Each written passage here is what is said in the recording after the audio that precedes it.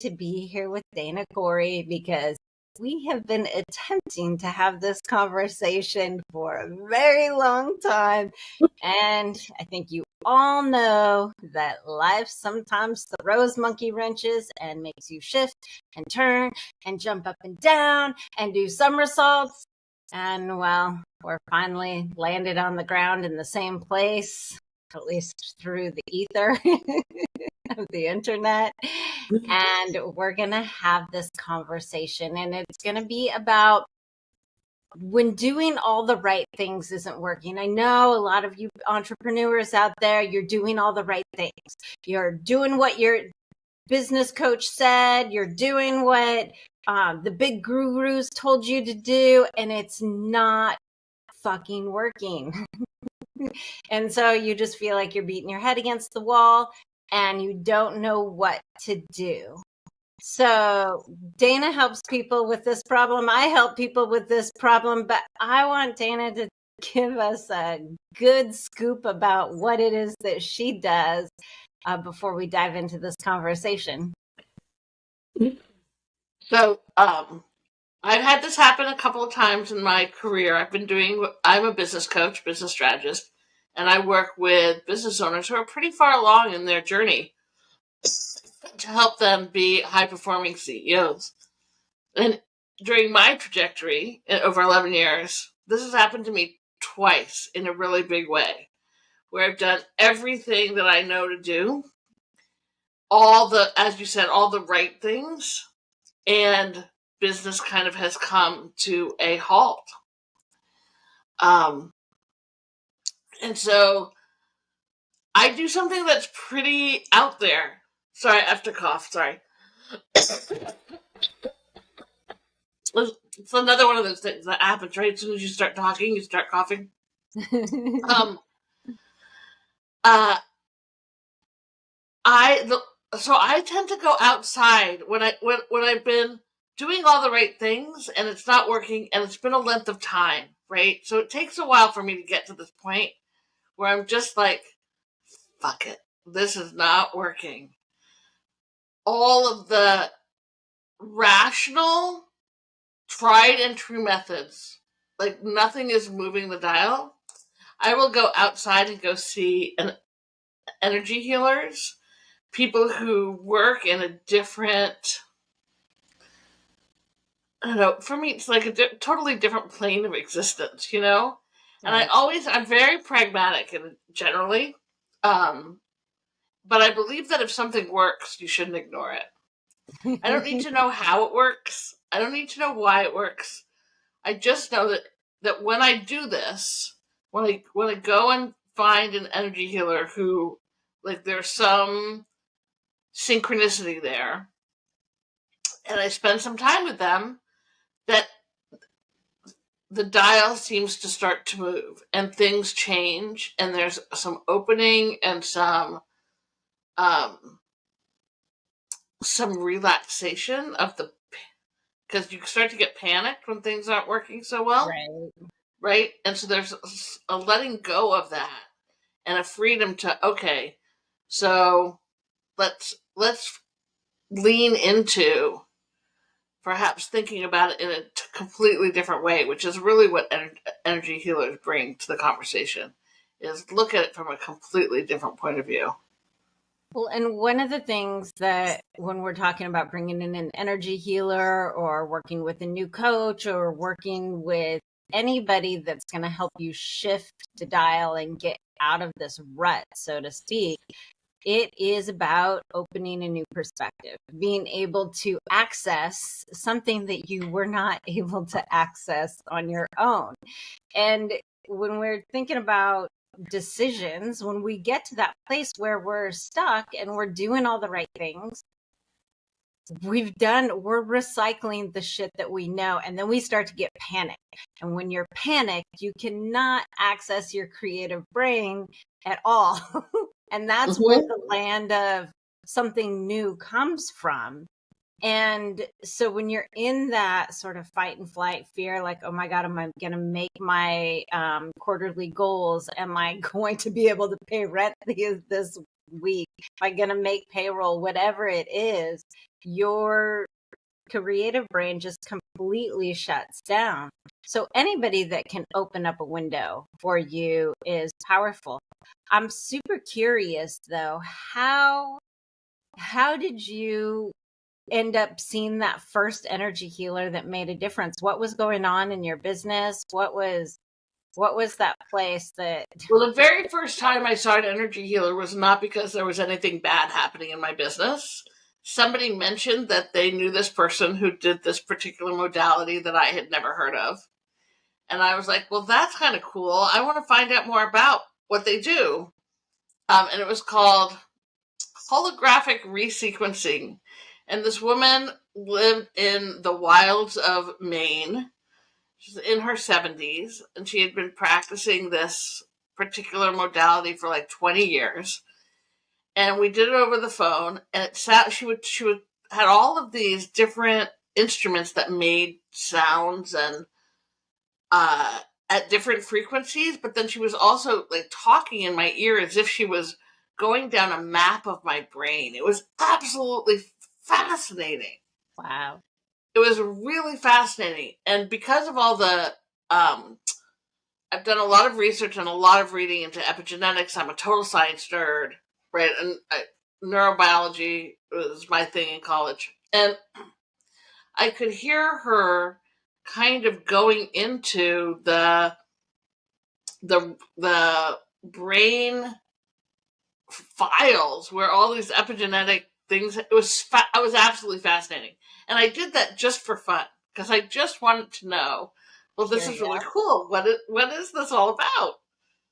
And so then I ended up sending a client to her who was actually having trouble, because what I found was like things were going great at that point. There was an opening, there was a feeling of freedom, there was uh, some things in my business that I had been really trying to figure out what the next step was and hadn't really decided which way I was going, that all of a sudden became really clear to me. And so I sent one of my clients, and it completely changed her trajectory of her business like really changed her trajectory in her business, but also in her relationship, in having a relationship. She really wanted to have a relationship, in her relationship with money, in her relationship to sex. It was really an astounding experience for her. Then 2 years later was when I was really having trouble, and I couldn't figure out what to do. And I tried to reach out to her, and she had in that time passed away. Oh. And so there was no, it was like, oh, well, that's really sad. Yeah. And things were so bad in my business at that point. Like things were I was so in the spiral that you get to where, oh shoot, I should just go get a job. Oh yeah, that's the worst. Right, we all know that decision, right? Like, oh my God, I should go get a job. And I had promised myself when I was 27 that I would never get a job, that I would never work for anybody else ever again. But I was serious. I needed a job. So I called, we all know people in our lives who are connectors, who know everybody. Right. So I called the 5 people in my life that I knew were the most connected to people. And one of them was this client that I had sent to this energy healer. And she said, no, that is not happening. Meet me for coffee tomorrow at 9:00. We're going to figure this out. And when I met her, she had met this new energy healer, because she had also gone to try to find the one we had used who had passed away. And she said, you have to go see her. She's this Japanese woman who happens to live 45 minutes from me. And she does, for the world to know, she does a modality called body talk, which I was familiar with. I knew what that was. I had another friend who did body talk. She said, this will change your life. Like, change the way you're thinking about this. And so I did. I went to see her. Hiroko always says, come for 3 sessions. And I ended up, I think, going for 8 sessions over a period of 8 weeks. And she spent out of the 90-minute session, she spent 45 minutes to an hour just talking about what was happening. She was talking to some entity that was sitting on my shoulder, that she wasn't sure if it was my dad or my grandfather. And she used great visuals to explain the concepts that she was talking about. So it was really like how your brain sees. It all made sense to me because it's kind of a lot of the stuff that I do with my clients, except I don't talk to people I can't see. And and then she put me on her table, and she did body talk, which is a actual kind of body modality where which I don't really understand how it works, but it also is very cool. It's like your body is its own computer, and like, Right. yeah. And that's how I found her, and she's been remarkable. I see her every now and then. The thing that she really, the most important or biggest aha that she saw, she was like, you are a type A personality. You drive yourself through and making shit happen. Like, you are a person who is going to make it happen no matter what. And you have gotten to the end of where that attitude towards success will work for you. There is no more cheese down that tunnel. That's pretty much what she said. Right. The more you push, the more you drive, at this point, the more stuck you're going to get, because that is no longer what it's about. So you have to back up a little bit and trust yourself, trust the higher power, trust the universe, that what is for you is coming for you. Right. And that took a while to like, I to shift. Well, But just in the opening was amazing. Well, and that's, I mean, isn't that the truth? And especially you're working with business owners who are doing $500,000 and up, or half a million up to 2 million. Right. So you're at that place where people often hit, there's kind of this place of like the 6-figure mark.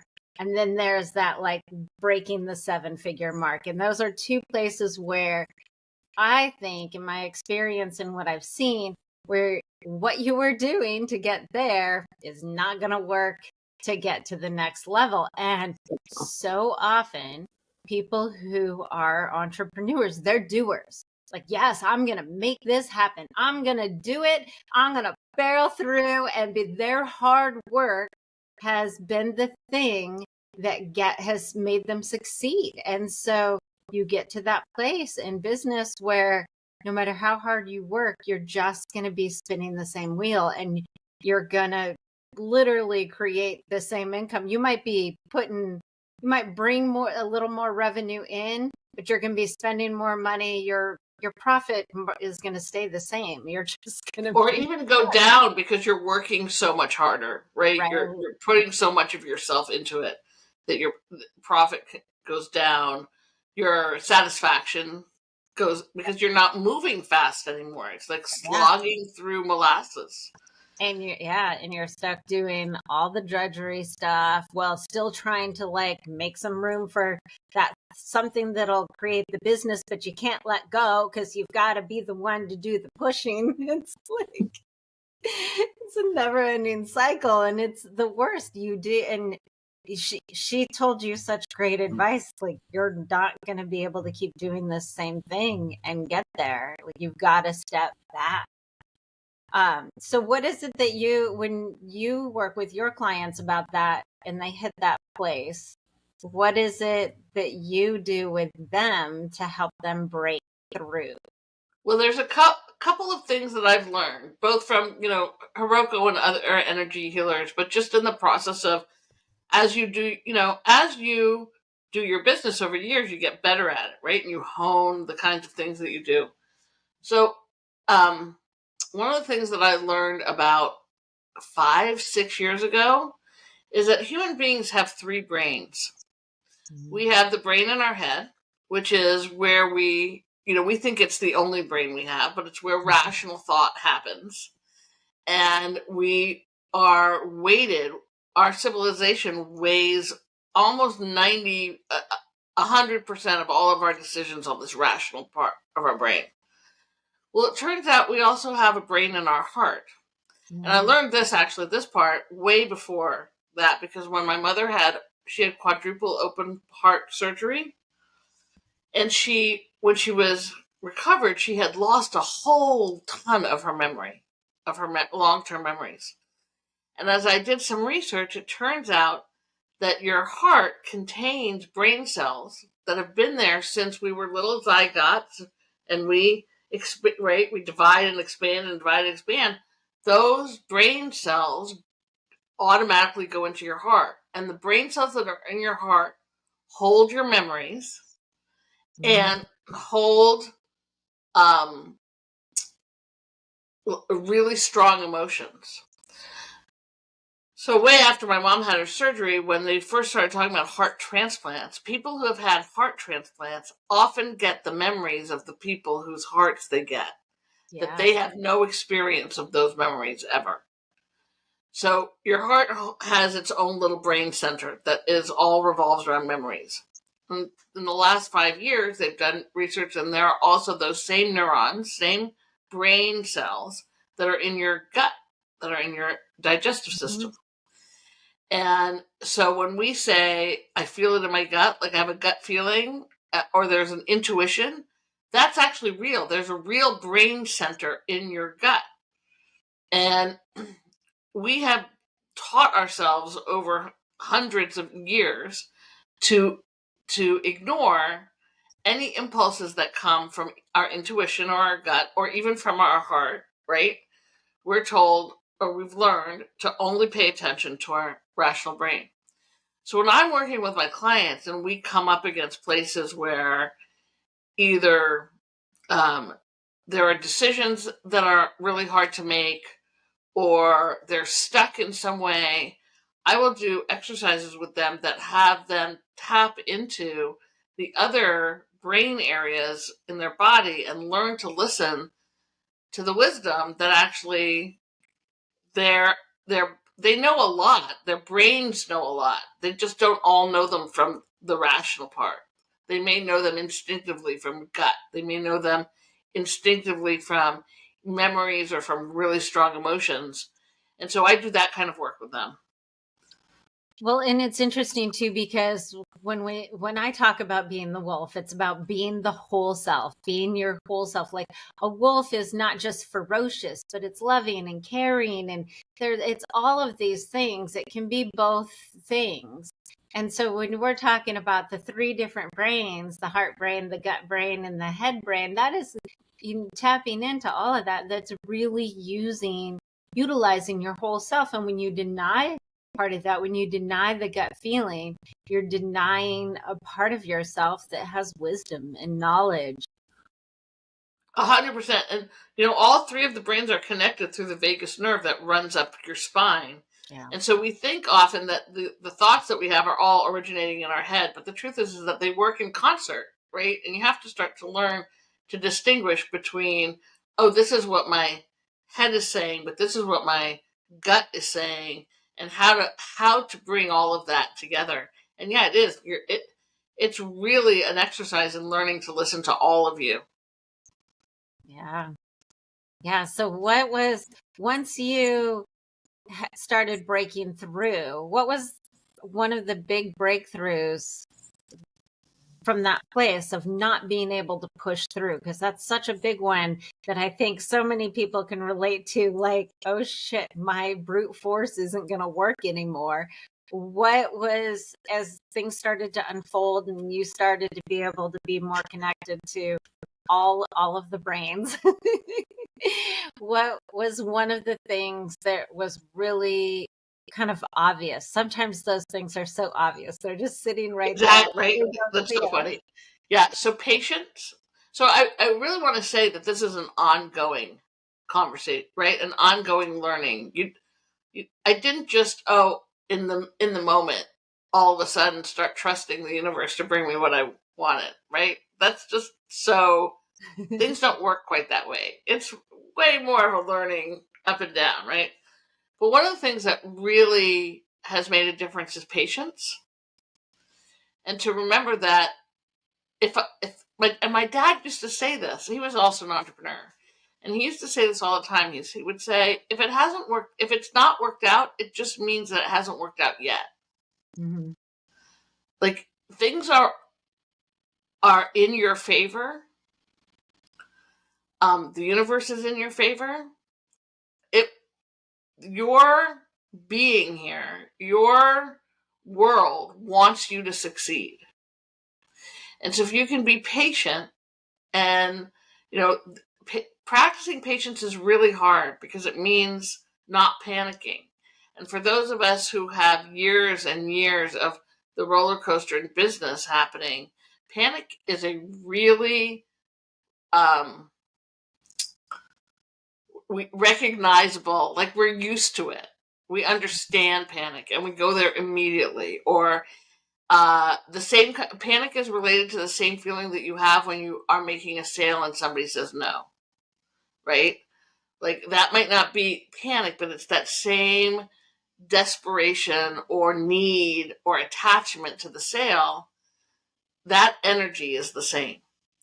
And so patience and really feeling into what patience feels like and then what it requires has been one of the biggest lessons. And I panic a lot less than I ever did. I just know that things are going to work out the way they're supposed to work out. And sometimes I'm like, oh, what? And I'm like, oh yeah. I have to remind myself, just breathe. There's nothing terrible that's happening yet. Like there's nothing terrible happening right now. So you're panicking over nothing right now.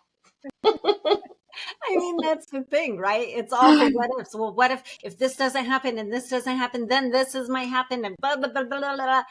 I find, those who listen to me a lot, they know I always say, I just assume that the universe is working for me. This obstacle is here for some good reason. Why we couldn't do our talks in the past was because maybe some nugget of perfect information is going to come out today that's going to spend the world and the trajectory of somebody's life in such a magnificent way that they needed us to line up right now.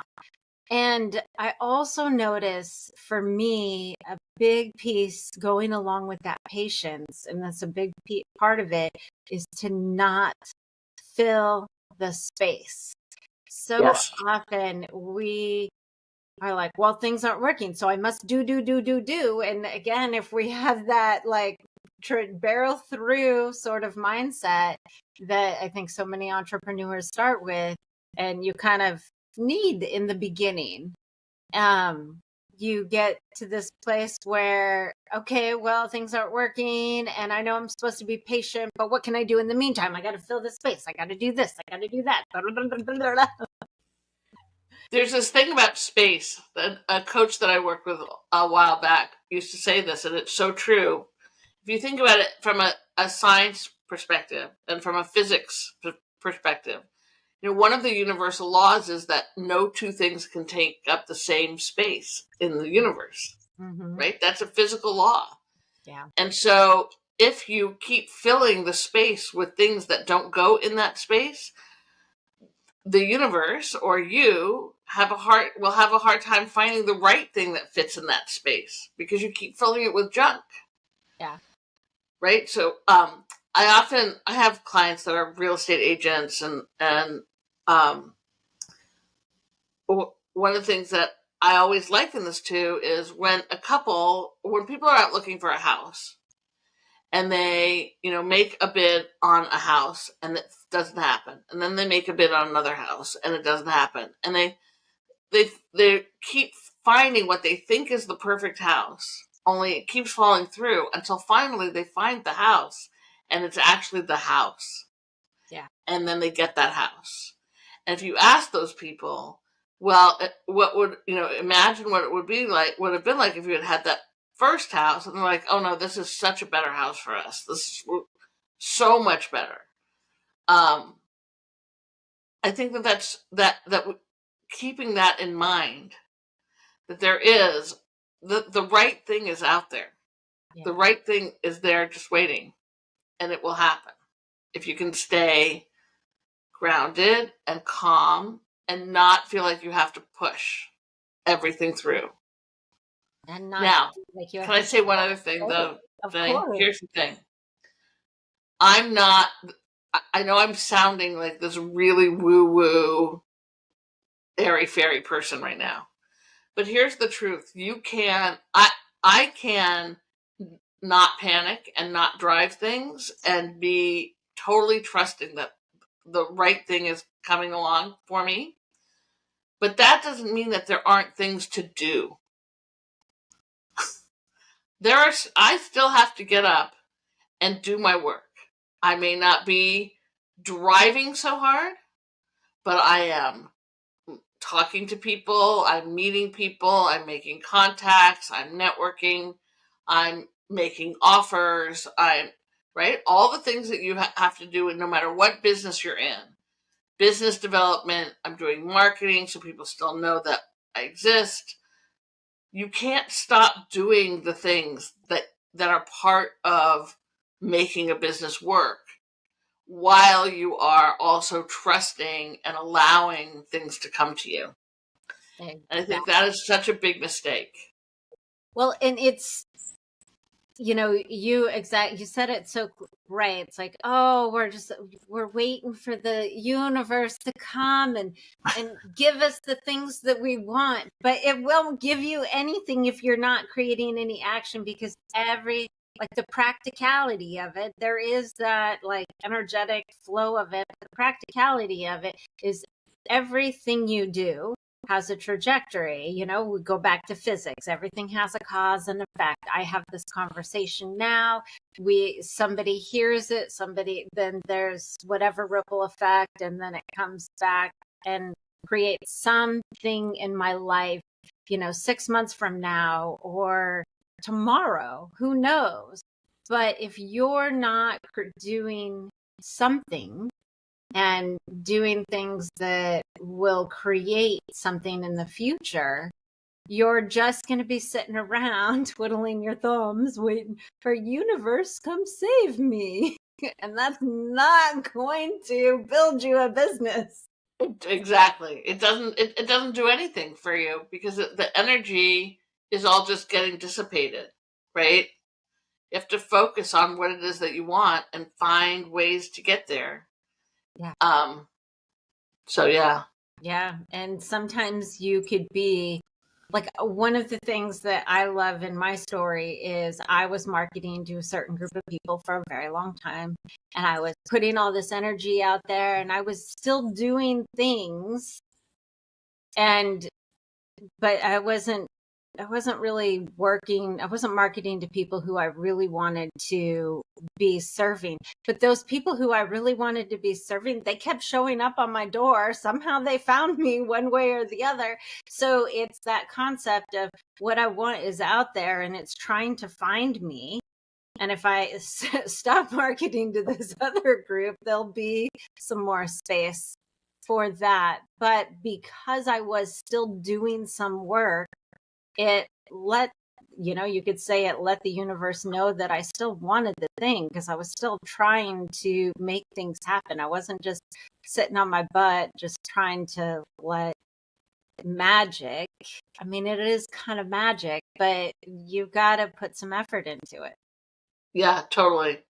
And here's the thing too. I want to be really clear. Like when things were really bad, what I was making was the same, or was less than I had been making my very first year in business, like 1997, right? So that was a really long time ago. That's why I was panicking.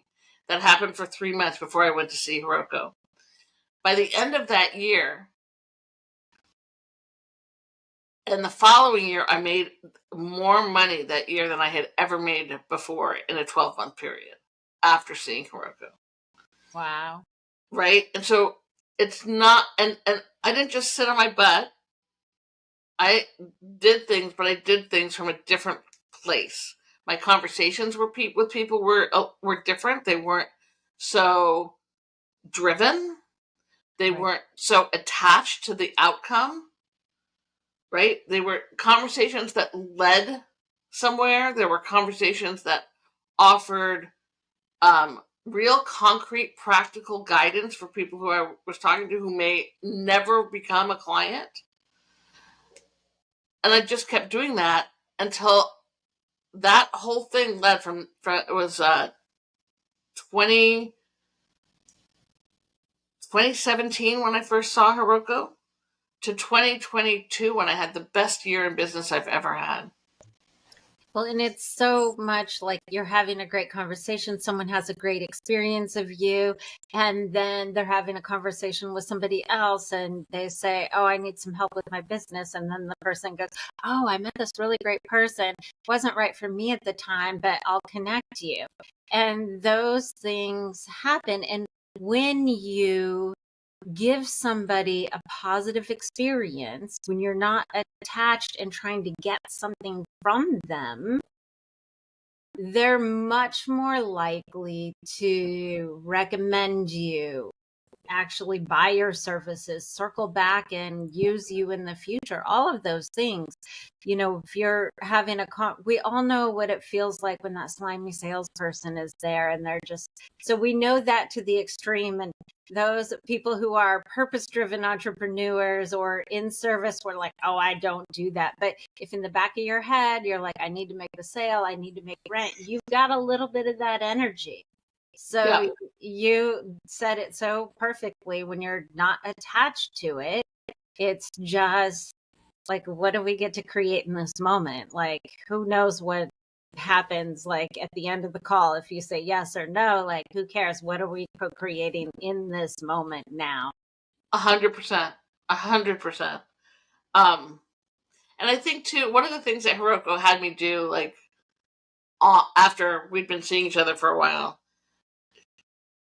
because my business is unscalable and I work with people whose business are scalable. And I made that decision a long time ago that my business is based all on my brain. It's just me, and that's fine.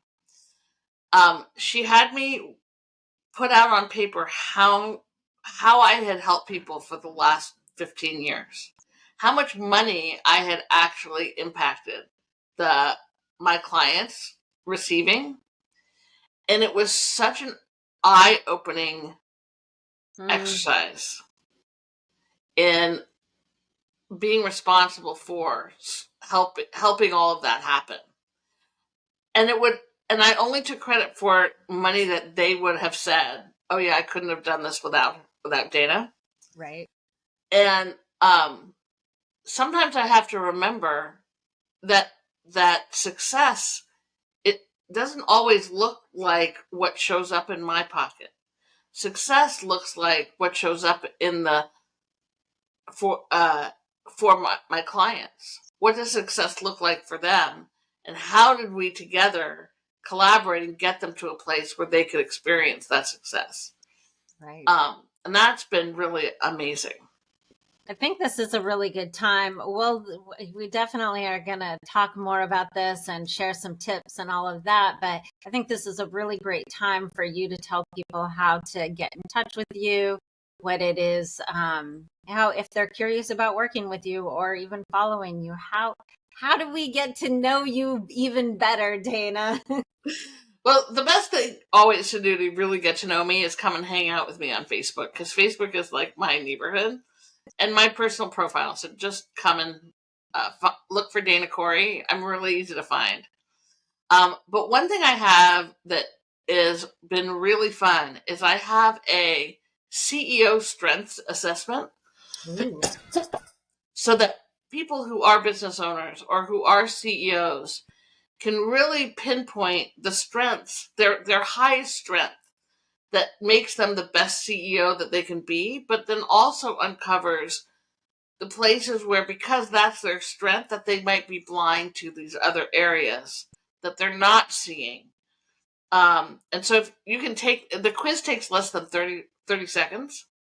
It's at ceostrengths.com. Awesome. And if you do it, and then you do put your email address in, which will absolutely trigger a nurturing sequence. But that sequence is individualized to each strength. And it gives you, like, these are the things you're really good at. These are the things you probably aren't seeing. because your eyes are pointed in that direction. And so you might want to work on these things in order to be the most well-rounded CEO you could be. So that's really fun.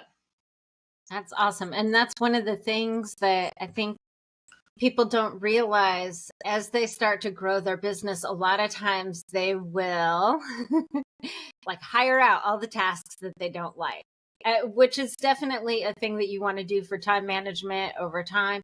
But there is information to be gleaned in those tasks. And when you look at this, one of the things I do with my clients is we kind of feel like, what is that resistance? Why is it that you hate doing tedious admin tasks? Can you tell that I love that?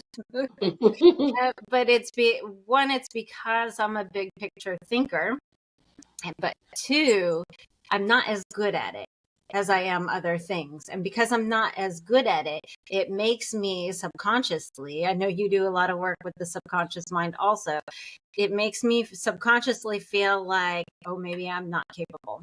Maybe I'm not good enough.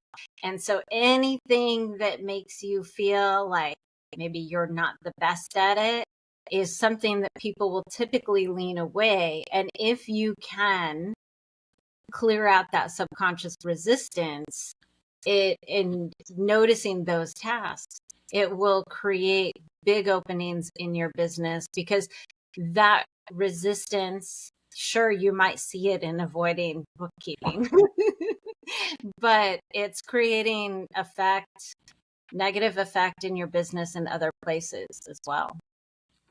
Yeah, I do think though that, it's important to distinguish between the things that you are really good at and the things that you're not good at, and know how to delegate the things that you're not good at to people who do them really well.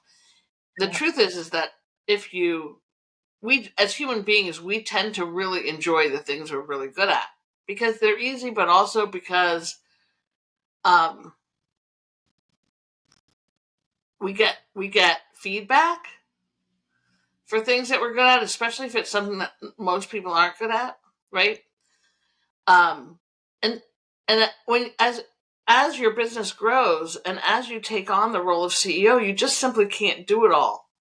Totally. So the things that you don't like to do, those are the things that you really want to be able to delegate to somebody who really does like to do them and who know, because if they like to do them, it means that they're really good at it. Yep. And they're probably better at it than you are. Yep. And so finding those people, and we tend to automatically assume that if we don't like something, then that's going to be really hard to fill that role or find somebody who wants to do that, because clearly nobody's going to like that thing. It's so true. But there are always people who like things that you don't like to do. There are people who thrive on admin and making sure the details are all perfect. There are people who thrive on or making sure everything is organized, right? Yeah. Yeah. No, you're absolutely 100% true. You definitely want to delegate those things out because somebody's going to do them better. They're going to do them faster, all of those things. And when you're at the point, like I work with so many entrepreneurs who are still doing most of the work themselves. So we examine the resistance, because you are going to delegate that stuff out at some point, but that resistance is creating some other hooks in your business as well. So looking at the resistance gives you, and eliminating that resistance. I'm never going to love admin tasks. Right. But I have no problem sitting down for a couple hours and doing my books. Now it's just like, okay, it's just something that needs to be done. But when I hire some of my other things out that I really don't like to do, it gets done better, faster, quicker. And I don't have to do it, but I've eliminated the resistance. And one of the big things is, as you move into that place where your company gets bigger, where you're working with people and you really have to think like a CEO, you're not like a solopreneur kind of person. Your ability to let go and delegate is going to be one of the things that's going to make or break your business for sure. Yeah. It is really something that end up having to learn, because at the beginning of a business, being in control of everything is really like essential. Knowing where everything is and making sure that you've got your fingers in all the pies and everything has been done. But there comes a time when that works really against you, like seriously against you. Yeah. Yeah. And it's that place. I love that we're having these conversations because we're talking to people who, like, your people have been where my people are. And my people are going where your people are. And so I think a lot of entrepreneurs are big picture thinkers. So being able to see all of it is, I think, really helpful. Really helpful. Yeah. Awesome. So now one question, though, as we look towards wrapping up here, I really am curious. When you were starting out, what was the one thing that you really wish you knew?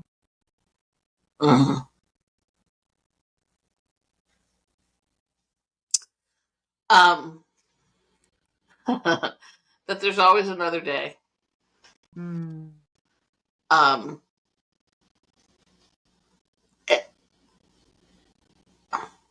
When I was starting out, and I did 15 years of direct sales before I started to practice as a coach. And when I was starting out, I think what would have been really nice was to know that there was time, that not everything had to be done right then. Yeah. That there was always another day. I think that my kids, when they were really little, when I first started working for myself, I think that they suffered when I was little, when they were little, because of this idea that everything had to be done like before I went to bed, right? Which never could be done. And it was only, I mean, I eventually did learn that there was always another day. But that would have been really good to know at the beginning. Well, and it's one of those things too, where you can hear it, but until you like know it deep in the core, then that's when it creates the effect. But yeah, that's a huge one. And you said earlier, you were talking about that space. And even the thing that you learned from the energy healer was to take a step back and essentially give it some space, because there is time, and that's that crunch. Like, there's not enough time, not enough money, not enough, not enough, not enough, not enough, not enough. But oh, if you really in the core of you know there's another day, then it's really it's a exercise in trust again, right? Yeah. So yeah, I was just thinking earlier today about that the difference between hope and the difference between faith. And so hope is so much about like, there's not a firm belief behind it. But when you have faith or when you have trust, you just know. So going back to what your dad said, which was that piece about if it hasn't worked out yet, it will. Yeah. Exactly. You're not there yet. Exactly. So if you just trust, have faith, know that it's going to work out, you're just not sure when. Like, we can't manipulate time in that way yet. I mean, I'm sure there are some energy people out there that can. So the average person cannot yet. Well, I want to thank you for this conversation. Dana, do you have anything else that you want to share with everybody before we...